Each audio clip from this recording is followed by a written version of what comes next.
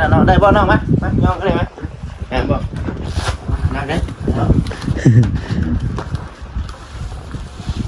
นักกลัวหันสอบเข้ากับปูนนี่ นักก็ดีดูดีแล้วเป็นบ่ดี ตัวลมเย็นเนาะ เย็นดีเย็นคักเนาะ แม่น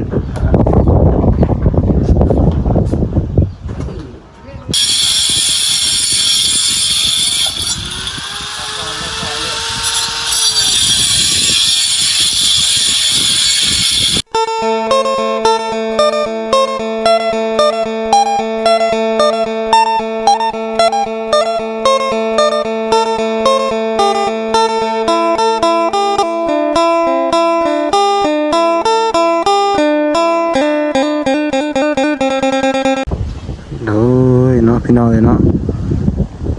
ตัดภาพมาบัดนี้พี่น้องพี่นะพี่น้องนะก็อยู่ที่บ้านน้องไม้แล้วก็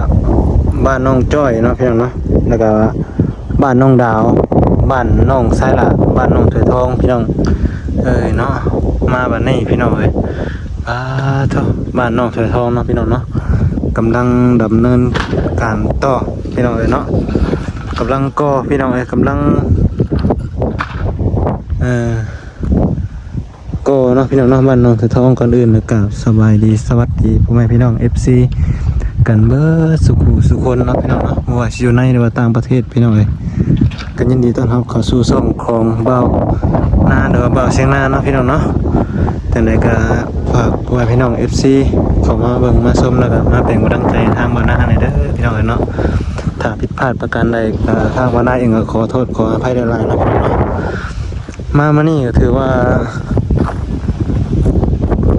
บ้านน้องไม้กระเทพื้นห้องน้ำพี่น้องเนาะเยี่ยมเลยนี่เยี่ยมเป็นเดือนใหม่เดือนงามเลยนี่เนาะพี่น้องพี่น้องเนาะจังไรก็อยู่ดีไม่แห้งเบ้อสุคนพี่น้องเด้อเนาะมาเมื่อนั้นก็แปลกเลยพี่น้องเนาะฝนตกแห้งๆนะเดือนน้องสายละพี่น้องก็คือตามที่คลิปทางเบาหน้าเองเอาลงอะไรพี่น้องเนาะถือค่าข้างไฟเนาะพี่น้องเนาะไฟสับพี่น้องดีแต่เอาคันสวิตช์ไฟลงทันเนาะพี่น้องเนาะถอนบ่ได้แดงปานใดจังไดก็ระมัดระวังกันนำพี่น้องตัวลมเย็นแน่เนาะพี่น้องแม่เนาะอยากสีครึมๆคือฝนสิตกอีกแล้วพี่น้องอันนี้ก็พวกสร้างน้องๆเพิ่นก็กำลังเฮ็ดเวียกอยู่2คนนะครับกำลังก่อเดี๋ยวเราก็สิออกไปหาทางน้องเพิ่นก่อน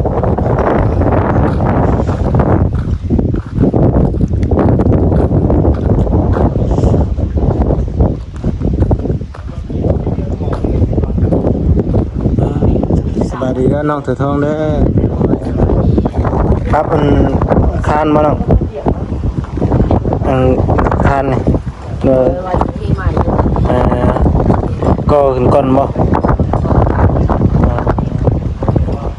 เริ่มก่อจากมือน้องมาเศร้านี่บ่โอ้ก็มาเศร้าไอ้ติ2คนบ่มานี่ไปทางเขาพ่อมันไปใช้สามไปงั้นมีแต่งานดองเนาะช่วงนี้งานดองลายได้เพียงเนาะมีแต่ดองว่าซั่นทางในบ้านมีแต่น้ำดองน้ำบุญเรียกงาน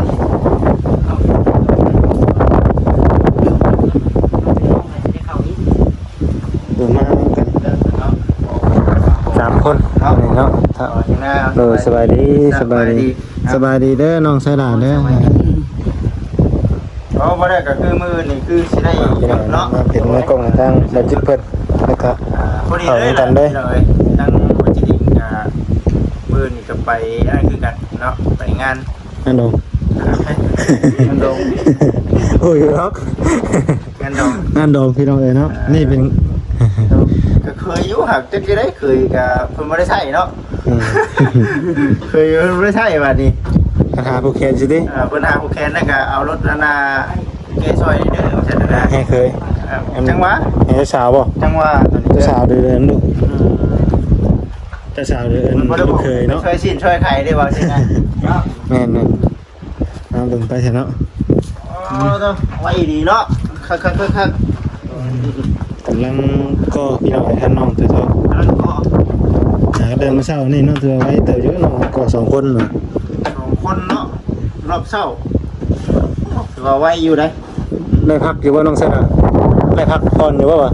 แต่เช้ามานี่ ไม่ฝัน โอ้ กินตอนแรกกินต่อเลย กินได้ครับเลยเนาะ สู้ๆเนาะสู้ รถ3 นาที ๆโอ้ถือว่าบงกบก็มาเรียบร้อยเนาะปูน ยังเพื่อนผมยืนบน คงยืน ได้ก็มาที่ อ้าว มุกมีอะไร ทางหมอคำนั้นสบายดีเด้อหมอคำเด้อ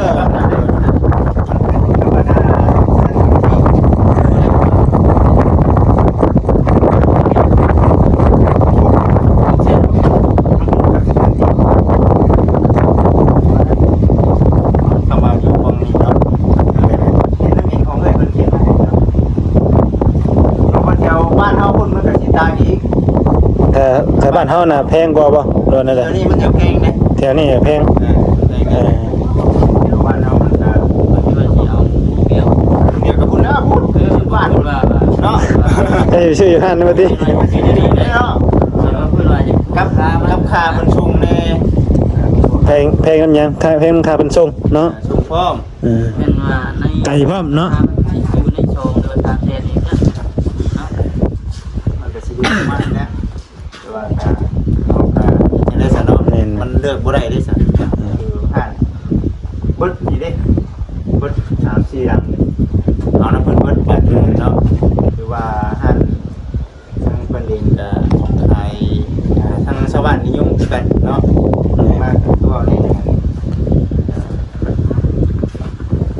อันนี้ครับพี่น้องเอ้ย ถามไปเลยว่าจิตเด้อมามื้อใดนี่ นี่นะ แม่น ว่านี่ได้นี่ข่อยเบิดมือเบิดเว้นเมื่อวานนี่ เออ เบิดมือเบิดเว้นเลยแพงเลย จริง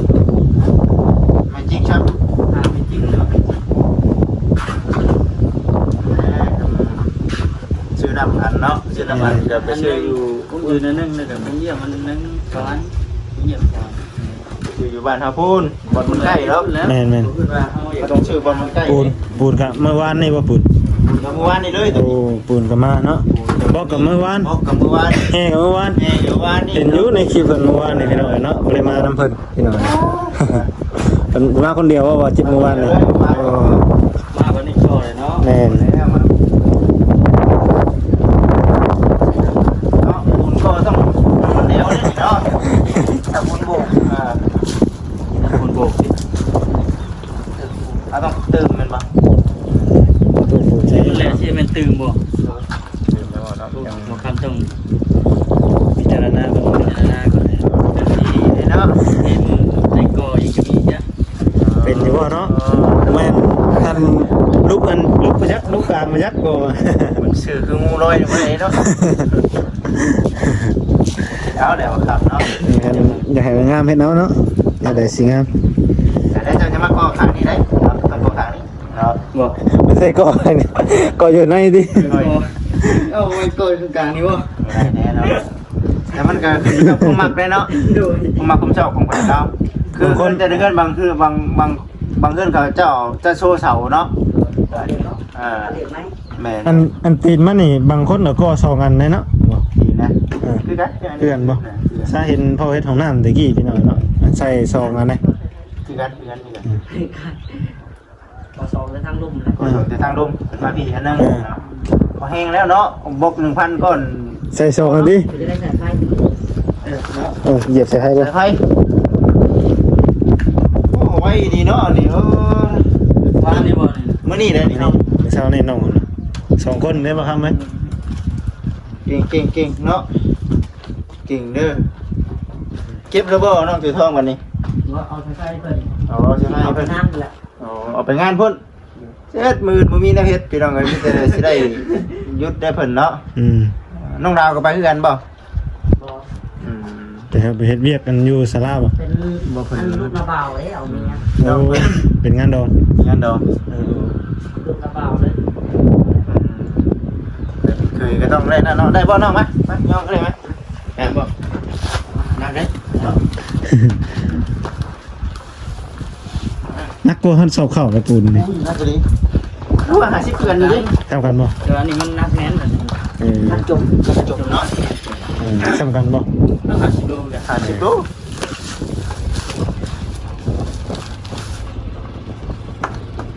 สิมังกระทิงเขียวเนาะ ถือว่าบริษัทเขามาเขาออกแบบมาให้ห้องโอ้ถือว่าเก่งเนาะเขาเนาะออกแบบมาแบบก็อันนั้นเลยนะ ไม่ได้แบบว่ามาแล้วก็เพื่อนได้บ่ เขาสู้เลย เขาคิดได้ให้คนชื่อได้เจ้าก็ได้ ถือว่าบริษัทเขา เขาก็เบาแล้วดีครับน้องเกี่ยวข้องเนาะ เชื่อเงินมอง ตัวมือนี่ถือว่าได้โจ้ได้น้องบ่มือนี่ โลไว้ โจคือกันเนาะ โจ้เบี้ยมือเนาะ ถือว่าเฮียเขายังไม่ทันได้ใช้นอกจากว่าที่ค่ะเนาะ โล ที่ ทา ค่ะ นเลยทานเลย เล็กเช่นนี่เอาแบบง่ายๆเลยนี่เนาะอันนี้คืออยู่ในสูตรของน้องคิดว่าจะได้มัดคือน้องคือว่าง่ายในการที่การเห็นมันบ่เห็นได้นี่คือตัดกุ้งแล้วบ่นี่กุ้งนี่รถเนาะแม่นบ่เปิดเนาะบ่คำว่าสิดีนะบ่ต้องมัดเลยนะบ่มัดแรกเนาะมัดลวดมันอย่างบ่ มาครับยับไปอีกไหมมาจะยับไปอีก เด็กคัดวิธีจักอันนี่เด็กนี่ ประมาณ2เซน 2เซนบ่เด็ก2เซน 2เซน แล้วก็มัดเนาะแม่นบ่ ถึงวัดลุม มัดถึงมัดลุมแล้วก็ตี อั ไม่ นนี้ แบบ อันนี้สีเทคานได้เนาะ แม่ มันบ่มีทางได้อยู่ในสายเล็กไปสิเลย คำใส่โปะนี่เนาะ มันบอกมาได้คือกัน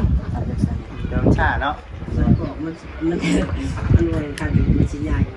มันใหญ่เนาะแม่นบ่ เนาะเฮ้ยปอกกันก็ได้ ปอกเปๆนะติ เนาะปอกมันเป็นตะขอนะปอกตะขอ ปอกตะคอแต่ว่าเฮ็ดเป็นนี่มันก็ได้อยู่เนาะ เพื่อนน้องสลาบริเห็นเป็นนี่มาตอน คือกัน เพื่อนแล้ว บ้านแต่ละเพื่อนเพิ่นนะพี่น้องเอ้ยคือกันแต่ละเพื่อนบางคนเพิ่นก็เป็นคือน้องเพิ่นว่าได้ขนาดตะคอแหละมัดเด็กปอกตะคอ ใช่มันก็คือกันนั่นแหละเราเห็นคุณเนี่ยเหมือนกัน เป็นอย่างคือกันเนาะแล้วก็เจาะนี่เนาะน้องเจาะนี่ เลยเขายึดกัน2เส้น สูตรเป็นเนาะที่นี่เป็นจากก่ออยู่แต่ว่าผมมีอันนี้แนวสิก่อเนาะแต่เราคิดเองเบิ้ง เคยเห็นน้ำบ่ สิก่อของน้ เคยเห็นไหมห้องน้ำดี ำสองนั่นนั่นคืองูมตะข้าวอยู่แต่ข้าวตะกี้คนละงูมตะข้าวด้วยกันนะผมเคยมีประสบการณ์อย่างเลยเนาะ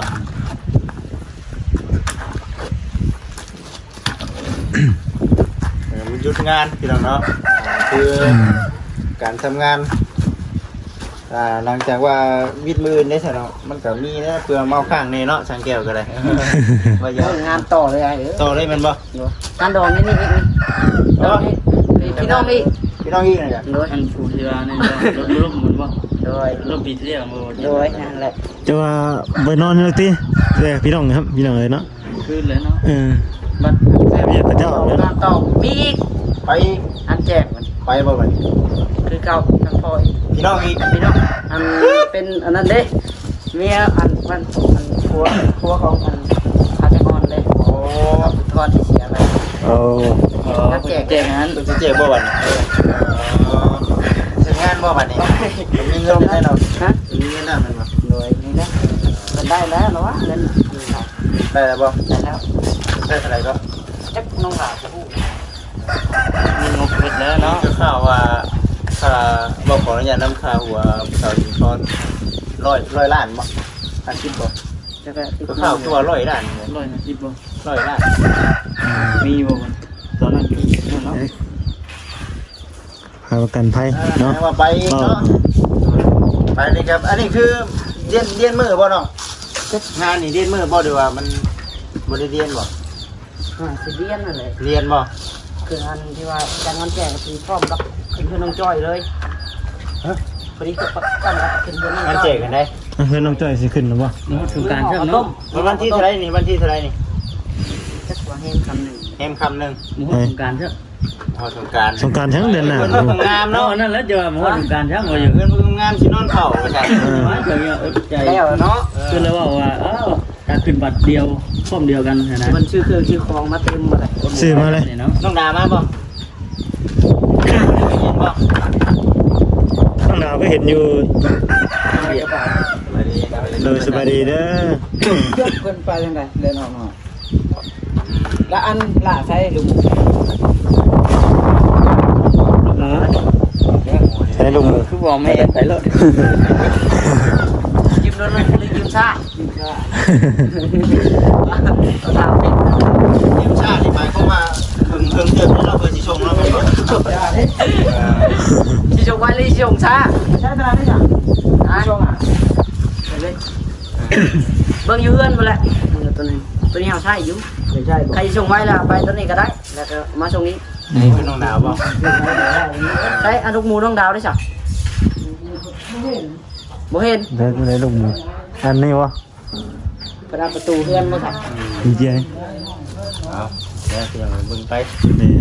ฟังไปเนาะนี่ก็ได้ก็ไปสนิทหน่อยแม่บอกน้องถือท้องบอกลูกก่อนจะได้บัดนี้ ก็ไปทีละหน่อยทีละหน่อยเนาะ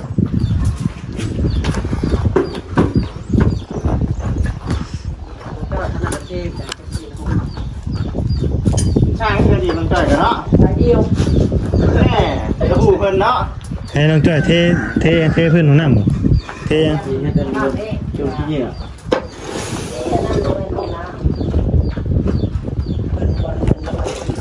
งจุ่มมาบุมีได้เฮ็ดอยู่เนาะงานเข่าแล้วบัดนี้บอกเนาะเฮ็ดไฟขึ้นเลยเล็กเพิ่นเนาะเดือนละ2 เซนเซนเท่าไหร่ก่อน6 เมตรบ่น่าจะเป็น6 เมตรแหละปัจจุบัน เช่นเป็นนะทั้งน้องเองว่ารู้ทั้งเจ้าออกมาบ่ แม่ สี่ ขุดจะเนาะ แปด เป็นแมตรขึ้นแหละนะว่าสินะ ประมาณ8 เป็นแมตรไป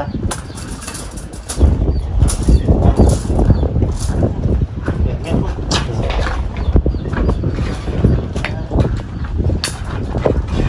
ดูดีเลย ตัวลมเย็นเนาะ เย็น ดีเย็นคักเนาะ แม่น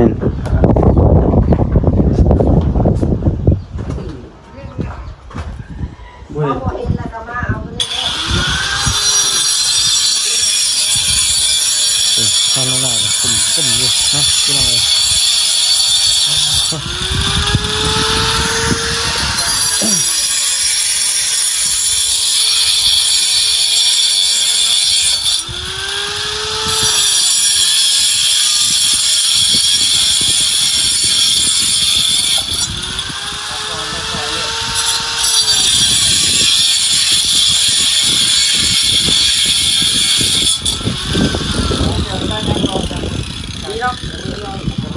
เบิ่งกันแล้วจะเท่าใส่แล้วเก็บเศษเนาะไปถ่ายกิน1บ่เพียงว่าแล้วสิไปตามนั้นเนาะ นี่นะ ไปตามนั้นได้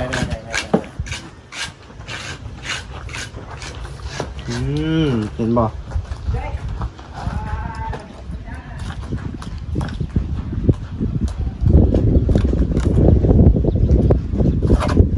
โกโซนี่บัดนี้เนาะ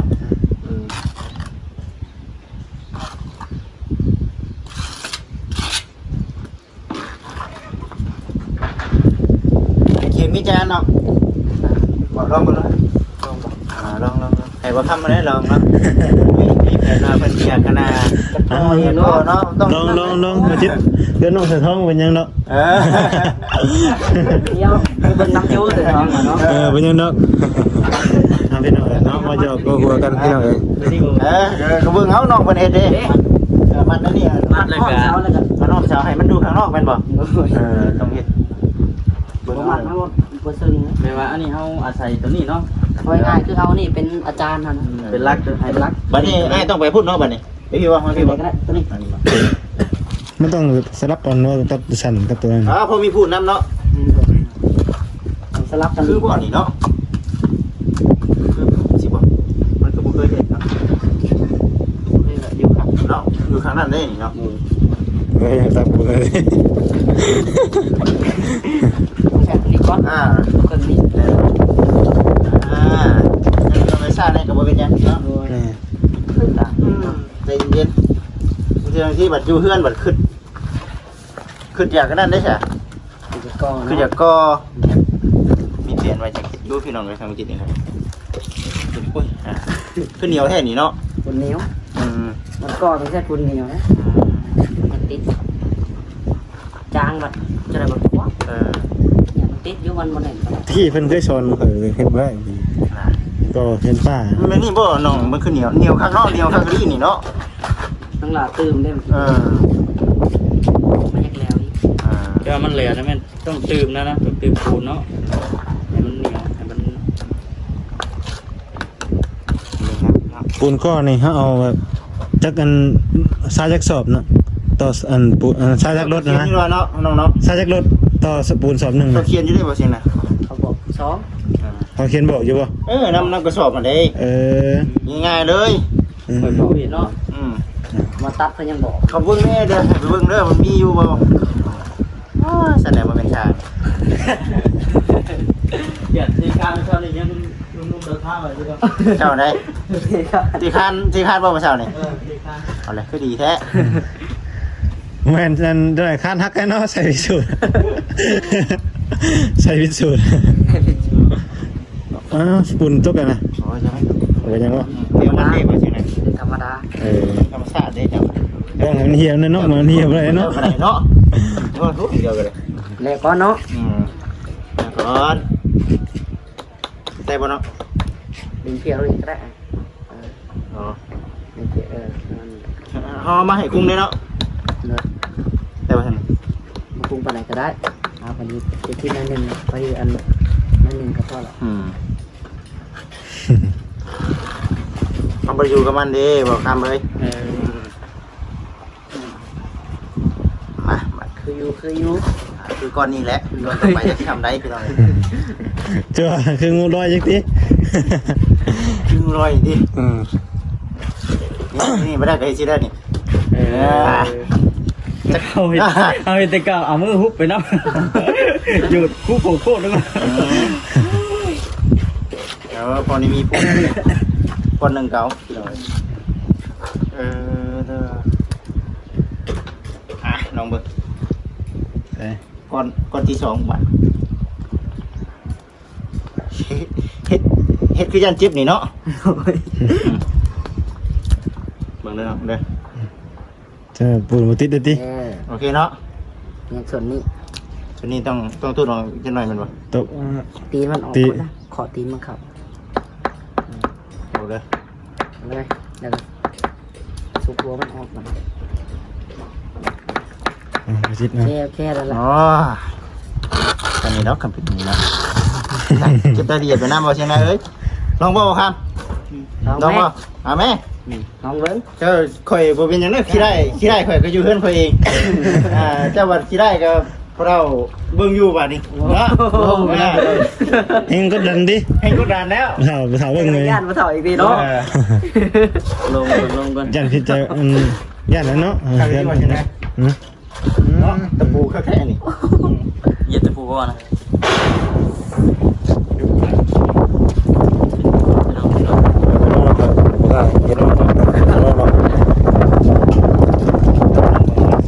เป็นจังไดเนาะ เอาจักเป็นเฮา เนี่ยเนาะมันต้องถือทองคนเดียวเนาะ งอไว้ดิ ใส่ก้อนแล้วบ่ได้เบิ่งพี่น้องเอ้ย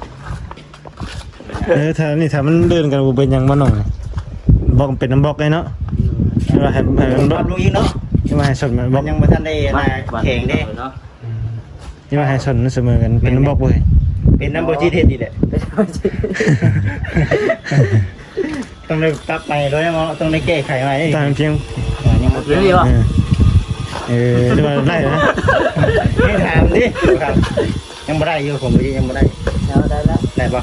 ได้ยังมากันเนาะมากัน รวย มันขึ้นมาลุ่งกันเลยเนาะเงี้ยวคักดีน้องบนปูนเนาะจังแดด คือ ที่แท้น้องมันเสดากับบริเหตุคือว่าคิดว่าเป็นเซียนเนี่ยดิ ไปชวนขยับก็ขยับลงที อ้าวโต เอาอะไรครับพี่ สีระบาดนี่จะได้ก็ตามแต่ให้มันได้ก้อนนี่ก็ได้เด้อถึงปะ เข็มบ่ได้บ่ยอมเนาะ เจอเนาะ คือสูงให้ก็ไปทอมาจิตสูงขึ้นนี่สุดมันอ่ะ มาลงว่ามีหินเฮป่ะบ่มีหรอกเนาะ หมูมีเนาะ อันนี้มันตั้งบ่อยู่แล้ว เจอได้บ่ครับเอ้ย ดูครับเต็มกัน แล้วก้อน เนาะ เจอเลยเนาะ เจอเดี๋ยวนี้ได้บ่ครับฮะ มันเจ็บเลย เจอขึ้นพี่ได้นี่สมมุติเลิกได้นี่ทุบลงแห้งเด้อ เอาหมูลง ลงเนาะ ลงเป็นเลยลงหลาย มันอยู่กับเฮาห้องปูน ต้องสังเกตดีๆเนาะ ดูครับ ไปละออกห่างเสียบหมดสูหัวมันออกตีนมันได้ละ สุขัวไม่เชื่อป่ะครับ สุขว่าออกกันมาทำเลยเฮ้ย ดึงไว้จะเสียดอะไร เนาะ เนาะบ่ได้เอาดอกบ่ได้เอาง่ายต้องเพื่อนข่อยไว้ คือเขาก็เลยง่ายเรายิ้มเดียวเรา เนาะมาเล่าปากดิ เอาบ่ได้เนาะ ให้เป็นแปลงด้วยน้องเธอละ ต้องเฮียนอีกยาวไกล ไก่แล้วไก่เคียงเชี่ยงว่าอัพจ้ะ เป็นเรื่องนั้นเลยปูนแข็งแข็งไม่ได้แบบเนาะ จนกลัวกันเลยเฮ็ดไปเรื่อยๆเนาะ พระเจ้าคือบ่ได้เป็นตาญาณเนาะพระเจ้าคือ ไอ้แข็งเจ็บดิ ที่เจ็บนี่เหรอ น้องเป็นเคยเห็นเด้อย่างไรเนาะแม่ จอแล้วดิจอแล้ว พี่น้องเนาะโอเคเด้อพี่น้องเด้อเนาะสำหรับคลิปนี้ก็สิได้ขอจบคลิปก่อนเนาะพี่น้องเนาะก็อยู่ดีมีแฮงเด้อสุขุสุขคนเด้อพี่น้องเด้อเนาะสำหรับคลิปนี้ก็ขอลาพี่ลาน้องไปก่อนเนาะพี่น้องเนาะสบายดีเด้อ